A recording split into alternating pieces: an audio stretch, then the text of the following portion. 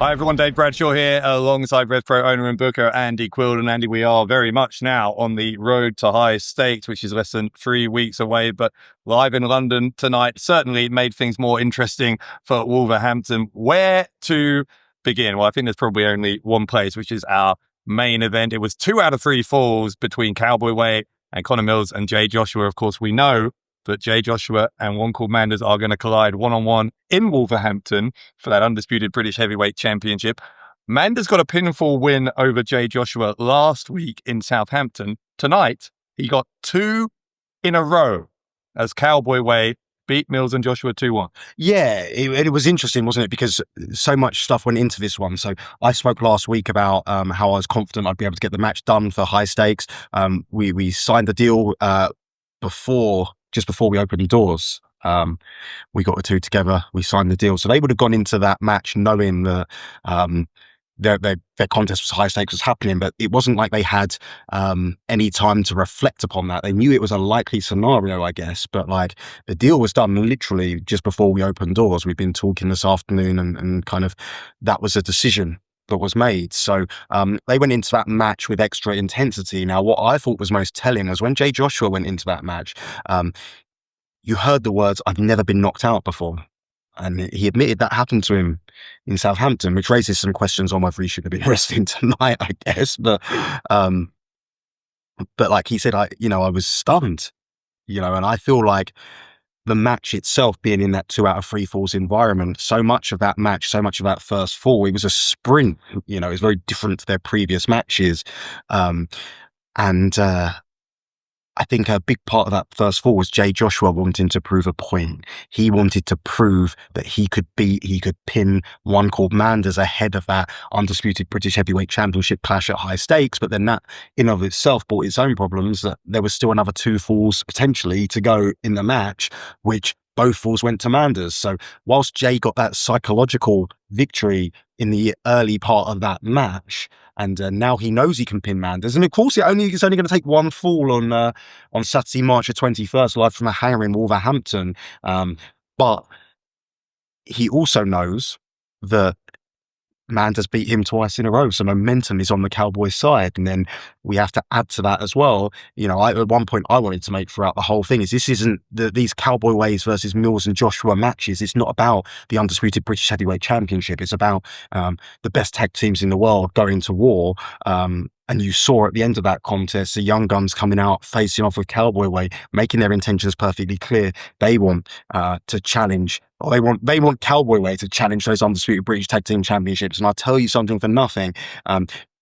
They know that the pressure, the eyeballs of the wrestling world are on them, because they've got that date looming closer and closer on a week-by-week basis. Saturday, August the 29th, live from the OVO Arena, Wembley, when they go up against the Young Guns, and they want to prove that they are the flag bearers for all of, not just Revolution Pro Wrestling, not just British wrestling, but all of independent tag team wrestling. They want to be the flag bearers for that.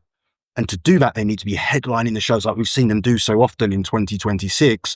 And don't think it wasn't lost on them that tonight that it was Mills and Joshua and Cowboy Way that were headlining the event. And they came off, they faced off, they came out, they faced off with Cowboy Way. I think there's going to be a collision course between Young Guns and Cowboy Way. But then that raises a question. Is one called Manders fighting a war on too many fronts? Because we've spoken a lot about focus. We've spoken a lot about, we spoke about with Michael Oku, like he's decided he needs to focus just on that championship tournament and not on Connor Mills. That may have come back to bite him, as I'm sure we'll get into later on. But he recognized that if he's going to achieve his goals, he has to focus. And is one called Manders looking in too many different places, But when you want to compete at the top, when you want to compete at the top level, these are the problems that you have. Yeah, I think if Manders is able to take down Jay Joshua and to become the undisputed British Heavyweight Champion, then I don't know, it's going to be very, very difficult for him to focus on the Young Guns, because there will be enemies coming from all sides, particularly because, as we know, the winner of that Revolution Road Rumble, Road Tournament, I should say, is going to face whoever is the undisputed British heavyweight champion at the Revolution Rumble, May 17th at the Doncaster Dome. We saw the first round match tonight with JJ Gale defeating David Francisco. Michael Oku, who is already declared for the tournament, was in action tonight. He got a win over the debuting Isaac Murray. And then TK Cooper, who has also said he's part of the tournament, attacking Oku and Murray after that match. What are your thoughts on all of those who are declared for the tournament so far, including, of course, Trent Seven and Connor Mills, who you mentioned? The field is starting to fill up, and it's looking like a very, very exciting tournament. It was for me, it was one of the highlights of the year last year in terms of, the fresh, exciting matches that it created, opened the eyeballs to, it opened a lot of people's eyeballs to TK Cooper as a singles wrestler. It opened a lot of people's eyeballs to Shah Samuels and his potential of, that forms temporary, classes permanent kind of mindset, right? And Shah showed that he's still, on his day, just as good, if not better than anyone. And it created some exciting, fresh matches.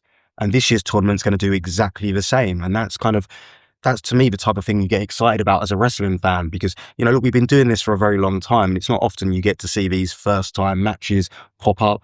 I'm sure we're going to have a whole raft of them across this tournament. There's going to be a lot of opportunities for a lot of guys, and we're going to be seeing some new guys come in to the tournament. The draw. So look, what happened with the draw is we didn't get it done in time because of the I'm just being completely honest here, Dave, right? Scheduling a 16-man tournament is very hard because you have to make sure that everyone's got availability for all the potential matches that the draw may fall on. And when you're looking at the best wrestlers in the world, but everyone, and on this independent level, everyone's in such high demand, you need to make sure that there's scenarios where, we can make the matches happen. So they don't need to be available for every single date, but they have to be available for enough of a date. So, for example, if you look at the quarterfinals, they have to be available for at least half of a quarterfinal draw. But then you've also got to have, then you need to get half that field. Then need to be available for every date in the quarterfinal draw, just so you can make sure that that whatever the eventuality is, we can make the matches happen. Now, that's a part of professional wrestling that I did not sign up for. We have the field now. We promised the tournament would start today, and I made the decision that we'd have a hand-picked match. Now, the reason we went with JJ Gale and David Francisco in our first round match, I alluded to, is because David Francisco flat out refused to compete against JJ Gale. He said he was done with him. And to me, I don't feel like you can stab someone in the back and then walk away from it and say, we're not going to make, we're not going to wrestle. We're not going to give the people the match that they want to see, right? But with the carrot, I guess, dangled of that championship match at the Revolution Rumble, David Francisco agreed to the match with JJ Gale. He had a game plan for that match. It backfired. It's probably the most spectacular backfire I've seen. Yeah, that was a shame.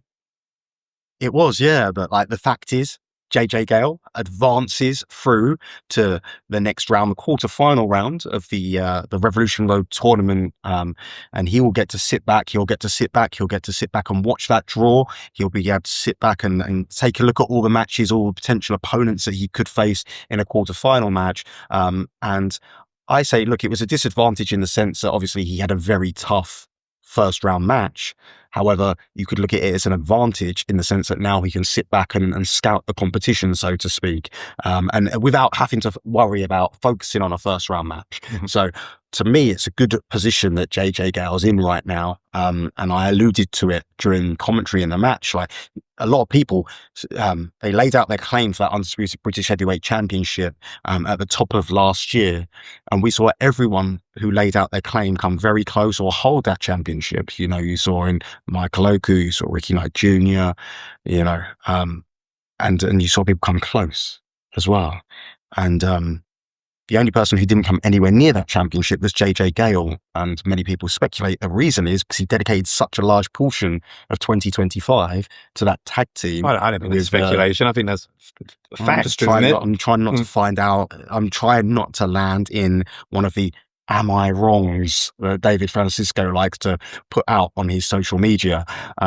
So look, yes, one could speculate and one could draw to the conclusion that the reason why this happens is, or he didn't come close, is dedicated his time to being in this tag team with David Francisco, and they came close to getting towards tag team gold. But ultimately, JJ said to David that we have to draw a line in the sand somewhere. I need to start thinking about me. I need to start thinking about my career. Let's just go our separate ways, but still remain friends. And David Francisco just couldn't take that. No. And that's where this whole thing started. So I think it's almost quite poetic that JJ Gale now gets an opportunity to compete in this tournament. And look, does that end David Francisco's claim of being undisputed British heavyweight champion? Well, you would think so. But then I would have thought that would have been over quite a while. Yeah, I look forward to seeing seeing David Francisco's backstage comments to see what excuses he comes up with for this contest. Now, we've talked about the end of the show of the main event. I want to go back to the very beginning of the show, because another one of the huge matches that's going to be coming up March 21st at high stakes is the return of the CEO of RevPro, Mercedes Mone, and we had a Revolution Gauntlet match to determine who would get to face Mone in Wolverhampton. As it turned out, amid the pandemonium of a very crowded ring in the latter stages of that match, it's Alexis Falcon who very opportunistically was able to get the pin. She is advancing to high stakes to face Mercedes Mone. She is. And I think many people will be shocked to learn that, but she's opportunistic. She calls herself a wicked witch of professional wrestling. And I think she proved why today. And I think there's going to be repercussions. I'm sure Kanji is going to be heartbroken by what went down. She looked devastated, to be honest, at the end of the match. And look, if you need an insight any further into Kanji's mindset, I sat right here with Kanji just 4 weeks ago, and we spoke about what's been going on with Alexis Falcon, her faults, and we spoke about her friendship with Mercedes Mone, how much she'd love to have another match with Mercedes Mone, or she'd love to share a ring with Mercedes Mone again. And obviously this isn't happening. And I think the worst part about it for Kanji is it's not happening because of Alexis Falcon. And the match itself was fantastic. A great advert for our women's division. And it was great to see JGU back as well. I genuinely feel she's a very unique competitor, and she fits our division like a glove. Something special about JGU, I think. Big future ahead. But again, everyone involved in that contest, and the brief time we saw Ramiro and Sky Smithson as well, that did a great job of, that settled nothing. Yeah.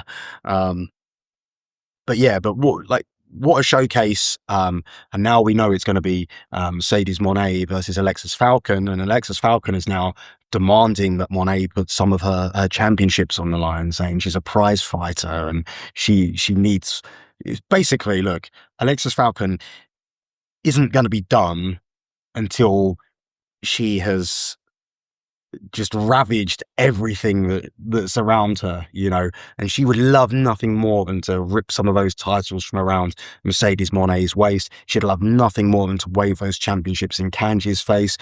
She would love nothing more than to basically look at every single person who's ever doubted her, every single person that's ever booed her, every single person that's ever shook their head at some of her despicable actions. She would love nothing more than to look them in the face, give that wicked cackle and say, "I told you so." And this is her opportunity. We've spoken time and time again about the Mercedes Mone matches, a big match environment that she brings, the eyes of her wrestling world. I feel like a broken record, when I'm talking about this stuff. But look, history will dictate that I'm right when I'm talking about this. And look at the way it's elevated. You look at the women that Mercedes Mone has competed against in RevPro rings. Look at the way it's elevated him, and look at the kind of solid foundation it's helped give our women's division, make it even stronger. And that fact isn't lost on Alexis Falcon, but what I would suggest is there's always been an element of respect. When Mercedes Mone has come to Revolution Pro Wrestling, there's always been an element of respect for her accomplishments, her achievements. But with Alexis Falcon, it's going to be completely different. Out the window. I mean, there's no way Alexis Falcon has any respect for anyone. So we'll see how Mercedes Mone reacts to that. You talked about the championships that Mercedes Mone holds. One of them that, of course, she doesn't hold any longer is the Undisputed British Women's Championship, since Alex Windsor beat her for that a couple of months ago.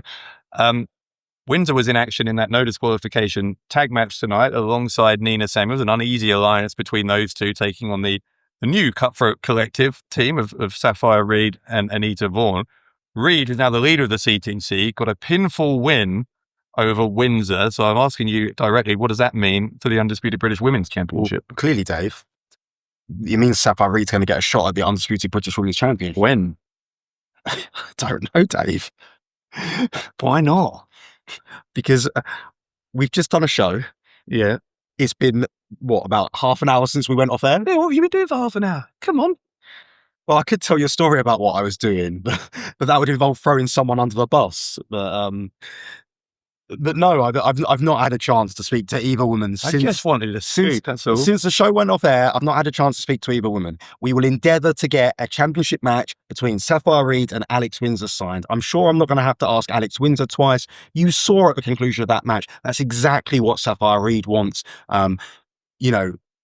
Every single woman on our roster wants that Undisputed British Women's Championship, and Sapphire Reed would love to get her hands on it. And I'm sure it will be another easy negotiation when it comes to signing a championship match, and we'll try and get it done as soon as possible. We've got a lot of wrestling to come between now and, say, Wembley.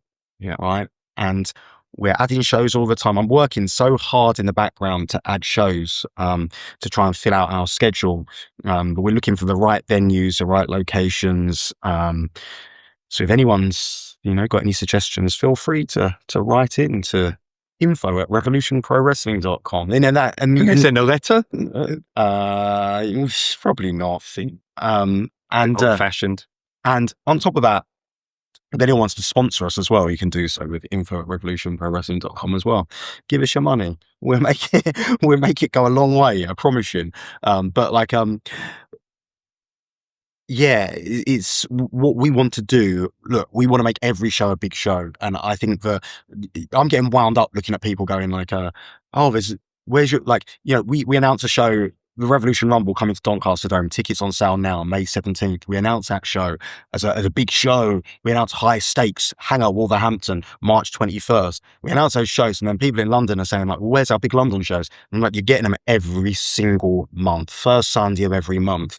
The aim is to make every single show a big show. No matter where we are, we want to make every single show a big show. And we want to change people's mindsets as to what is a quote unquote big show. Because you look at the cards, you look at tonight, 2 out of 3 falls, one called Manders, and Thomas Shire, Cowboy Way against Mills and Joshua. You look at Leighton Buzzard versus Will Caven. You look at the no DQ match with CTC and Alex Windsor and Nina Samuels. Just up and down the card, just all killer and no filler everywhere you look. And that's the goal. David Francisco and JJ Gale. That's the goal, to try and make every single show a must-see, can't-miss show. Tonight, it felt, sorry to interrupt, tonight it felt really like a lot of big rivalries coming to a head. Yeah, and that's what you're going to see. And when we're doing this, again, that's the beauty of being able to do this so often. And again, I think the reason why, I've kind of alluded to this in the past, the reason why everyone seems so on edge while there's so much tension is because in the past, when you look back to, the good old days before I have to sit with you every week. And I'm joking, Dave. I'm joking. But in those good old days, there could be 4 weeks between shows, right? And you know more than anything as a Tottenham fan who has to look misery in the face every single. I don't even know where I'm This going. is so with unnecessary. That, I was just so unnecessary. right, maybe a little bit unnecessary. Yeah. Anyway, but yeah, when you go from when you have 4 weeks to kind of get over it, so to speak, to decompress and whatever, and things settle down a little bit. But when you're doing this week in, week out, it's almost like there's no time to calm down. You're constantly on edge. And that's where, tempers rise, emotions rise. And that's what creates this environment we're in. And that's why you had a night like we had tonight, because Southampton's fresh on everyone's minds from 7 days ago. In 7 days' time, we're live in Sheffield. And I'm sure tonight will be on everyone's minds, right? So this is what happens, right? But again, the reality of the situation is, we are delivering these big cards each and every single month. Do not sleep on a single show we put on in any venue we run, and particularly right here in the Portchester Hall, because we've got potential to grow this Portchester Hall even further. We've got space to grow further. So let's continue to make it happen. But do not shortchange what you're seeing here, right? Because it's great shows. First Sunday of every month, live at the Portchester Hall. Really a case of leveling up those live in London shows. And that's what we are continuing to do. So I guess back to the point, Alex Windsor and Sapphire Reed could happen on any one of our shows, be it here at the Portchester Hall, be it Coventry, it could be in the Hang-On, it could be at the Rumble, it could be anywhere we run shows, because that's the level of shows that we produce and aim to produce week in, week out. Now, next week, you're not going to be sitting next to me. I'm going to be in Germany with Jay Joshua and Joe Lando. We're going to go head-to-head in a big showcase match on Saturday. Sunday, you're going to be, as you said, live in Sheffield, big RevPro show. What can we expect in Sheffield? Not you, obviously, as you just alluded to. So yeah, it's going to be a great night in Sheffield. I can promise you that. We've got lots of exciting stuff planned. I don't really want to reveal any matches to you right now. But in RevPro style, check out the Twitter about 9 a.m. on Sunday morning and you'll get the full card. But no, throughout the week we'll be announcing matches. But I promise you it's going to be a big card of action. Very, very excited to deliver it. And one of the big things about Sheffield as well is, again, where we've been able to just grow the crowd consistently there, able to get a good loyal crowd there. We're starting to know who all the wrestlers are. We're going to see some more Revolution Road action as well next week. And yeah, it's going to be a fun and exciting show, like you see all the time. Are you trying to wrap up now, or can I talk some more? You can talk some more. I want to talk some more. What do you want to talk about? I want to talk a little about our Contenders division. Yes, okay. Let's actually, that's a good point, because one thing we probably haven't given enough credit to. I want to talk a little bit about the Flying Bryant brothers as well, and the high stakes. And do you know what I mean? You're not doing your job here, really, are you, Dave? Well, look, you're thinking about Germany. You're thinking about a week off. You're thinking about hiding from match of the day. So many things to worry about. Listen, we got to talk about Isaac Murray. And we do need to speak about Jay Joshua and Joe Lando as well. Okay, well, let's do that. Let's talk about Isaac Murray first. So, incredible debut, I thought. The latest to come through the Contenders division against Michael Oku. Let's talk what the plans are, though, going forward for the Contenders division. Yeah, so look, we've had to have a bit of a rethink about our Contenders division, and we're going back to the very philosophy that we had with the Contenders division to begin with. And the mentality being that we're going to be using people who come through our wrestling schools, who we see all the time, and any affiliated school as well. But it'd be guys we see all the time who have a work ethic and mentality that, it doesn't matter what the job is. So you might see our Contenders at ringside collecting people's jackets. You might see them on the cameras. You might see them on the door taking tickets. You might see them selling merchandise, right? Learning every single facet and aspect of the business, up close and personal, becoming multi-skilled and being able to watch the guys preparing for their matches, watch their routines as they prepare for matches, get to know the roster better, and kind of really bring them into to our family, so to speak, right? And I feel like that's kind of what's been missing from, you know, our contenders divisions, right, recently. And now it's like a case of, you know, taking that step back and saying, look, it's been quite some time since we've had a proper contenders division here. And in that time, we've had a lot of people come through our Portsmouth School of Wrestling, our London School of Wrestling. And it's time to now focus on those people, you know, and it's going to be, it doesn't matter if you've got a match or you don't have a match, you're going to be here, you're going to focus, and you're going to naturally, by being around the best, you're going to become the best. And that's exactly what we're looking to achieve. And we're hoping that our contenders will have patience and not become David Francisco, you know, with his complete lack of patience. You know, we're thinking more JJ Gale than David Francisco. Yeah, we want to create stars, not monsters. Ideally. Yes. Yeah. But yeah, you're going to see some great additions to Contenders division. There'll be some more contenders debuting next week in Sheffield as well. And as you saw from Isaac Murray today, like I said, I've known Isaac Murray since he was a tiny kid in our junior class. His initial training was taken by the late, great Mad Curtis Chapman. And that's a credit. He's a credit to Curtis as well. And as I've said many times before about Curtis, his fingerprints are all over us, right?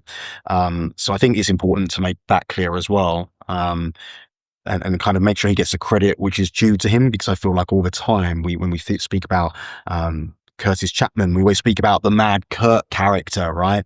But I think it's so important to recognize his efforts and his achievements when it came from bringing through young talent, because he was just a kid himself when he was training these guys, and like they could relate to him because they were learning from someone who looked younger than them. So got ya. But that's the you know, I think that's important to stress. But yeah, you're going to be seeing a lot of these young talents come through, and those that want it will stay. Those that don't won't. You know, it's time to start taking this seriously again. You know, in terms of our contenders division, what it represents, what it stands for, what we're looking for it to become, right? And yeah, and I'm excited about this next batch of contenders. Very, very excited, actually. You know, we've seen it, like we've got more consistency with our contenders shows in Portsmouth. The intensity of training since we've kind of announced this, the intensity of training is picking up as well, which is great because iron sharpens iron. Yeah, I think people are going to be blown away. And Isaac Murray more than stood his own against Michael Oku. It was a very different match than you might expect. But Isaac was very resourceful and some great counter wrestling in there. And I think Michael Oku wound up having to change his game plan in order to, you know, get the desired result he wanted. But, you know, Michael Oku said it himself, you know. Isaac Murray's a star for the future if he follows the right course. Some other stars for the future, and you talked about them a second ago briefly, the Flying Bryant brothers. Xander Bryant tonight narrowly survived an encounter with Shah Samuels, didn't win the match, but almost could have suffered a much worse fate than simply losing the match, because Samuels was going to go after him with a steel chair. Thankfully, Nino and Leland were there to help out their middle brother. We also got a big, big announcement at the conclusion of all that. Ricochet is coming back to Revolution Pro Wrestling. He has unfinished business with the Bryant brothers. He's going to be at High Stakes as well, and he's not coming alone. Yeah, he's bringing the Gates of Agony, and obviously collectively known as the Demand. He made this warning. He feels he was embarrassed. It's crazy as well because, look, Ricochet feels he was embarrassed by the Bryant brothers at the end of that match at Uprising. But Ricochet, after seeing the level that Nino is and competing to that level against Ricochet, who is, without a doubt, Ricochet is one of the best wrestlers in the world. And look, Ricochet's got a passion for professional wrestling. And you can see he's got a passion for professional wrestling, by the way he's reinvented himself, by the way he's competing at this top level, by the way he's the AEW national champion and producing these matches week after week after week, and then still doing this all around the world, right? And to me, that's why it makes me shake my head where I see the way he treated Nino Bryan after the conclusion of the match. And to think that there'd be no comeback from Nino's brothers who were there at ringside with him, like, I think is kind of crazy. And he takes offense to the fact that Xander Bryant was able to take him down. He was able to make Xander angry. He's learned his lesson there, but he's like, now I'm going to bring back my, I'm going to come back. I've bring in my big friends to come beat you up. So look, the Bryants are going to be more than up for a challenge. I think Ricochet might be underestimating them. As a trio, especially, we've seen how effective they are now. But as a trio, we've seen how effective the Demand are as well. So to me, this is what it's all about. They say styles make matches. I think the power of the Gates of Agony, they match up with the speed of Ricochet so well. But it's going to be interesting to see how they compete against, because the Bryants are three very different personalities. And I think it's going to be very interesting to see how the Bryants match up against the Demand. I think they're two great trios. And I'm very, very excited for March 21st live at the Hangar. So it's going to be great. And look, let's not forget, March 22nd, we're going to be live in Coventry as well. And there may be some, I'm not giving any secrets away for Coventry as well. But Coventry is going to be a big weekend, a big show as well. So we're making a weekend of it, a Midlands weekender. 21st in Wolverhampton, 22nd in Coventry, and it's going to be a great weekend. And it's going to be, for all the Midlands fans that were asking for so many years for RevPro to come to Midlands. Well, here we are now. Let's see. Come on. Bring your friends, bring your family. Let's make a lot of noise, and let's have a great couple of shows in the Midlands as well.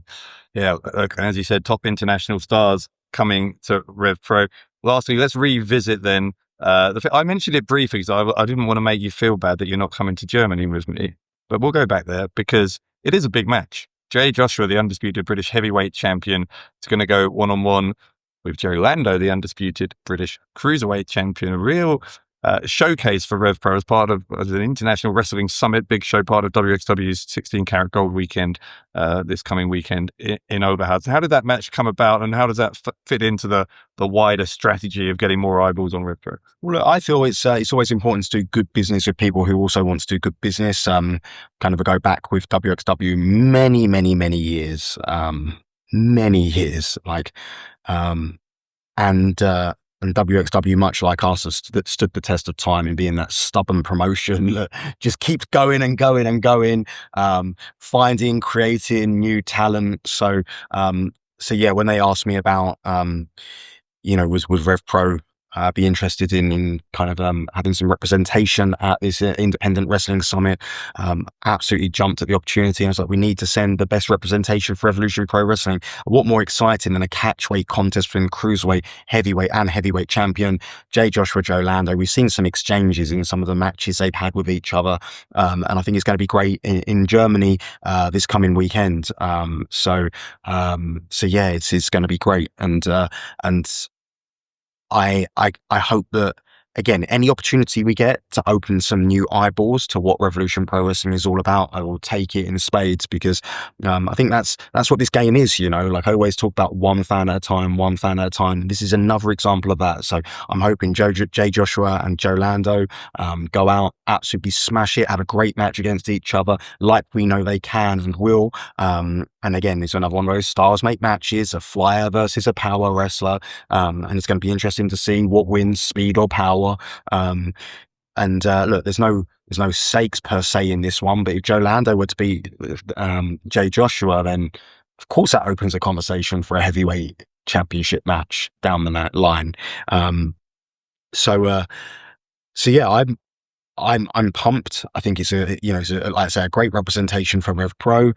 And again, one by one fan at a time, we're going to keep doing this thing. And we're just week in, week out. We're here, we're stubborn, we're making things happen, and we're continuing to move forward. So just a real good time right now. And obviously, look, you won't be in Sheffield, but I will send you a postcard from Germany. Not interested. Will you send me a postcard from Sheffield? Yeah, maybe. Yeah, I don't think either place, either city is going to be very picturesque, is it? But and they're both lovely places. What are you talking about? Sure. Anyway, it's a busy weekend next weekend and a busy time overall here in Revolution Pro Wrestling, just at Sheffield and Wolverhampton and Coventry 2 weeks after that. And we continue, of course, to be on the road to Wembley Arena for our 14-year anniversary, August 29th. Andy, thank you, as always, for joining me. I will see you in Wolverhampton, but I will see the rest of everyone else in Sheffield. Make sure, come join us in Sheffield next Sunday, and make sure you get those tickets for High Stakes, March 21st, Coventry, March 22nd. Like you say, Dave, we just keep rolling all the way to Wembley. What a great time to be around and involved in this beautiful, beautiful sport of professional wrestling.